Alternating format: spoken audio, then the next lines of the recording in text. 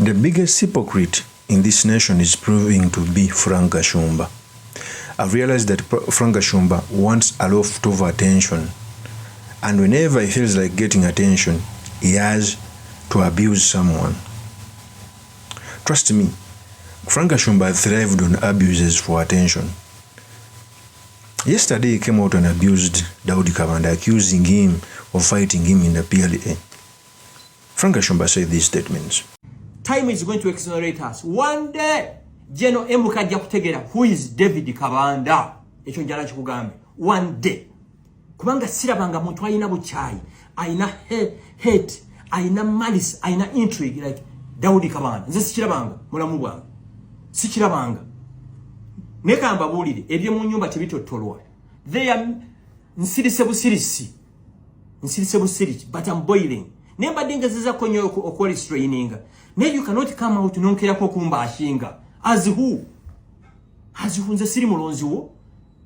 Siri mulonzi wo, siri munaku ngabo okisubira. Mutegera ndowooza. Nze ne pakasiza mbaddewo.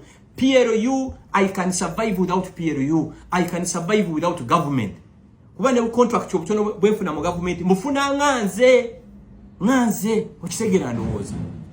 Nganze sina contract gye nalifunye nti waliwo omuntu akubye essimu. Never strictly on merit. That is Franka Gashumba. One. Sava, I don't want to say that DAUDI KABANDA is right, because for me, I don't believe in people who support a dictatorship. DAUDI KABANDA supporting a dictatorship, it is a turn off. But I realize that Franka Gashumba, you cannot be the righteous only by attacking DAUDI KABANDA. No, you can't. Franka Gashumba has attacked very many people, and most especially those who has been working with. There's a day, and I remember the way Franka Gashumba works is if he attacks his own friend, he wakes up one day to attack a friend. There is a day he attacked Sewungu,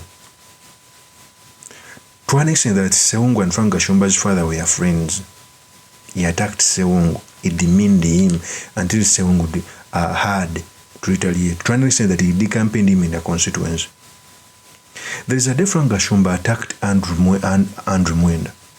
There is a day Franka Gashumba attacked Robert Kabushenga, because apparently some of the TV anchors and radio presenters had talked about him. There is a day Franka Gashumba attacked the Patriotic League of Uganda out of the blue, looking for attention.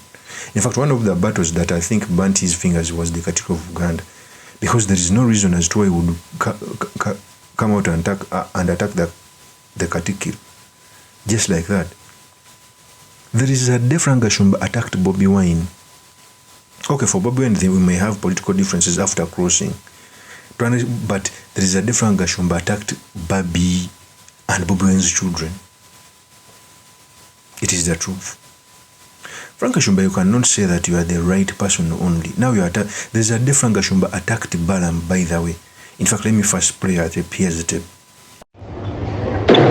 Yes, Balam, yes, Balam, I need Tima. He should never do this. I need Tima. He can just kill Mamu. I turn Anchorage. I need Tima. Jamu and Songa Mukagas Malagat, I need Tima. Halina. That is Franka Gashumba. I've not played other tapes, but there are very many abusing people. I realized that Franka Gashumba gets attention by abusing, and he normally abuses past friends. You normally see a person in Franka Gashumba for a few moments, then he starts abusing. So in the purpose of this video, I've come to talk about the hypocrite Franka Gashumba, what she means for our politics, and most importantly, the study materials we can learn from the politics of our nation. But before I do this, I want to let you know that if you're new to this channel, please subscribe. And for watching this video from a different platform, please head on to YouTube, type in Sura Mawagari. There's a lot of content of this nature. If geopolitics and economics is what you want, this will be definitely the right channel for you to subscribe to.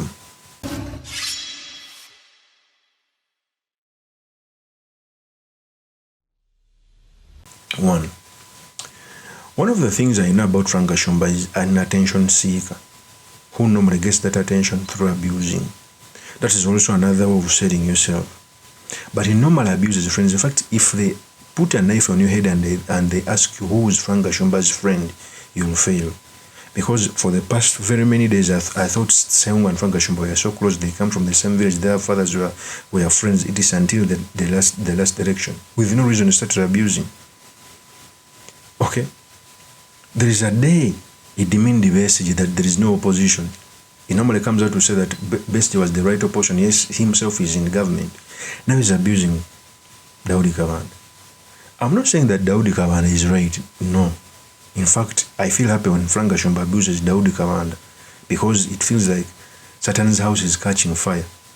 But when you follow Franka Gashumba's footsteps, you clearly see that he has abused each and every person he has worked with. Do you know that he has ever also abused Namyalo? I think he came out to say that he supplied a slogan, Jaja Tova Komen, such things. He abused Namyalo for very many times. A person who normally engages in battles, it reaches a time when you start putting light on you. Most especially battles that are personal, not political. Personal. Because sometimes when Franka Gashumba comes out to abuse people, he abuses them personally, not through ideological differences. There are some abuses or battles that erupt because of ideological differences. But also there are those battles that erupt because someone is petty. And a clear explanation, there is no clear explanation of a petty person like Franka Gashumba. You want to say this about DAUDI Kabanda. That is the video. I think we Kabanda. Kabanda sibano kusibaba. Ngasibani. Waliwo odiya training enyonga ngabashinga ba foot soldiers. Bana abana ba PLU. Twatambula eggwanga lyonna all parts of Uganda. Tewali mwana wa PLU eri aweereddwa transport. Nali nabo mu campaign. Va ku campaign zino nga tukyatambula ne General MK. Twatambula eggwanga lino lyonna. Tewali mwana wa PLU yali aweereddwa amafuta agago gakutambuza. Tewali mwana wa PLU yali aweereddwa basula. Ne tambula eggwanga lyonna. Olwokuba tulina love ya General MK. I remember the day we visited Kabale. Bali kibanena wa kusula. Basula ku boda zaabwe nga kwebe basewa gulu ne bukya olwokuba twagala General MK. Mukaluka na akawedde tewali mwana wa PLU yaweebwa facilitation wadde 10. Aba bana bonna be mwalabanga across the country abali bawuba flag nga be bazeekolera abali bambala t-shirts nga be bazeegulya ku lwabwe oba bashingokya noba bashinga ng'ekitali mu kitakasa mutegera ndowooza waliwo ne bebagoberera lwakitula ku gate ne bagamba amudday ya nyina ne bemanyi Jeno yawe ekiragiro tibaweeyo ka Christmas bonus mbolokuba tibakwatagana ne Kabanda n'abajja kulisi chikiti. What type of a general secretary are you?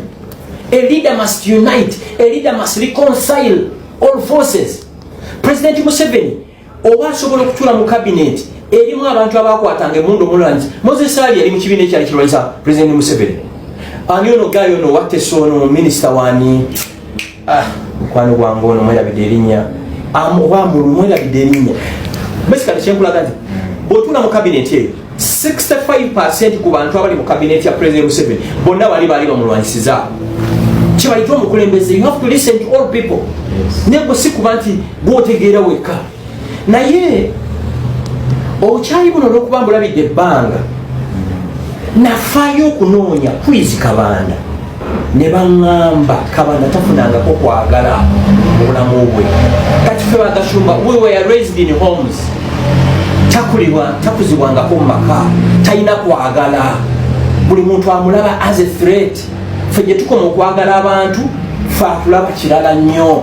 In the office bafoot soldier ba PLU basiiba wano n'ebizibu byabwe byensobola okusolovinga n'ebisolovinga nganzi eba binemeredde n'embiwereza mukama wange ogwo nagwo musango. By the way abaana bwe bajja wano ne bambulya ebizibu byabwe n'embiwereza MK ogwo nagwo muki musango biwereza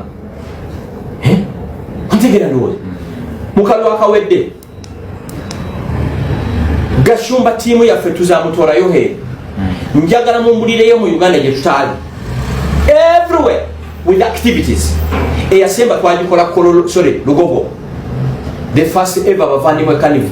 It was geared at soliciting votes for President Yoweri Museveni. Kiki ekyakola mu kalwa akawedde ntegera ndowooza njagala ate mu byempulira ebya ssente don't involve me mu musereza PLU sikwatanga wadde siringi ekinusu ekya PLU for mobilization. Ntegera ndowooza So Kabanda kikugamba kino, toyina monopoly ku magezi, togayina. Oyina right okwendoosinga gweyagala okwendoosinga, nange nyina right yange. There is no way you're dictating whom we must endorse. So in this video, I'm not, by the way, saying that Daudi Kabanda is good or on the side of Daudi Kabanda, because PLE is a child of NRM, the dictatorship. In fact, I like Gashumba abusing Daudi Kabanda to an extent of reminding him that Genome 7 is like an umbrella who's housing all of them. He's going to go. He's 82 years. I don't think that Genome 7 can be president for the next 20 years. No. But also, I feel happy from Gashumba abusing Kabanda. But it is an hypocrite way for Frank Gashumba. If I ask you the reason as to why Frank Gashumba was abusing Bobi Wine, can you tell it? Because Bobi Wine has never abused Frank Gashumba. Whenever you could get differences with some supporters of NUP, you could come and go petty his wife, children, etc. So that is Frank Gashumba for you. And for me, as I grow up, I'm starting to say that the character of Frank Gashumba who don't have friends, they are so bad. Of course, that's my opinion remains truly. Mr. Makindi, Kabisuleman Magal. If you're into this channel, please subscribe, like, and comment so that I'm motivated to do more of such videos. I will see you on another one. Peace.